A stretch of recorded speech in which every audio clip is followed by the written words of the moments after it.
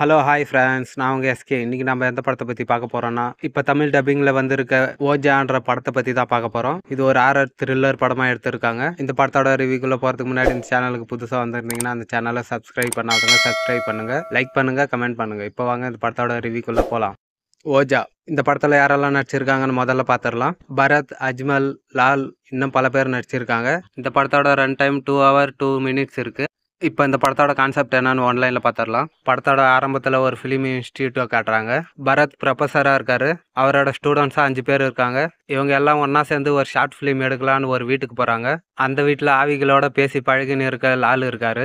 இப்படி ஒரு ஆவிகளோட பேசி பழகிறது ஒரு ஸ்டூடெண்ட் தெரிஞ்சுக்கணும். அவன் அதை பற்றி இன்னும் அதிகமாக புரிஞ்சுக்கணும்னு நினைக்கிறான். இந்த ஆவிங்க மேலெல்லாம் நம்பிக்கை இல்லாத நம்ம ஹீரோவான பரத் ஸ்டூடெண்ட் கிட்ட இப்படியெல்லாம் சொல்லி ஸ்டூடெண்ட்ஸை ஏமாத்தாதீங்கன்னு சொல்கிறாரு. பேய் இருக்கிறத நம்பலைன்னா நான் சொல்கிறத செய்யுங்கன்னு ஒரு ஓஜா போர்டை கொடுக்குறாரு. அதில் இருக்க ரூல்ஸ் எல்லாம் கரெக்டாக ஃபாலோ பண்ணி ஒரு ஆவியை வர வைக்க சொல்கிறாரு.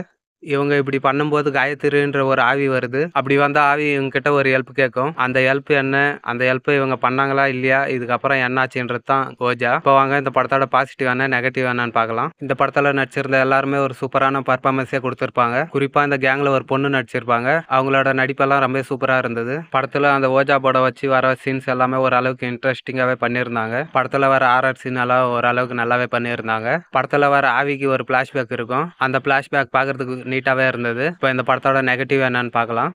படத்தோட நெகட்டிவாக படத்தோட ஸ்டோரியை சொல்லலாம். ஏன்னா இந்த மாதிரி விளையாட்டை வச்சு பல பேய் படங்களை நம்ம பார்த்துட்டோம். அதனால் இந்த ஸ்டோரியில் எதுவும் புதுசாக எதுவும் இல்லை. படத்தோட மேக்கிங்கும் ஒரு லோ பட்ஜெட் படம் பார்க்குற ஃபீலை தான் கொடுக்குது. படத்தில் வர பேய்க்கான மேக்கப் எல்லாம் பார்த்த உடனே தெரியுது. அதை கொஞ்சம் இன்னுமே இம்ப்ரூவ் பண்ணியிருக்கலாம். மற்றபடி படத்தில் சொல்ல எதுவும் இல்லை. ஒன் டைம் பார்க்குற அளவுக்கு ஒரு ஆவரேஜான படம் தான். பார்க்கணுன்னு நினைக்கிறவங்க பாருங்கள். படம் யூடியூப்லேயே இருக்குது. மேலும் இந்த சேனலை சப்ஸ்கிரைப் பண்ணாதவங்க சப்ஸ்கிரைப் பண்ணுங்கள், லைக் பண்ணுங்கள், கமெண்ட் பண்ணுங்கள்.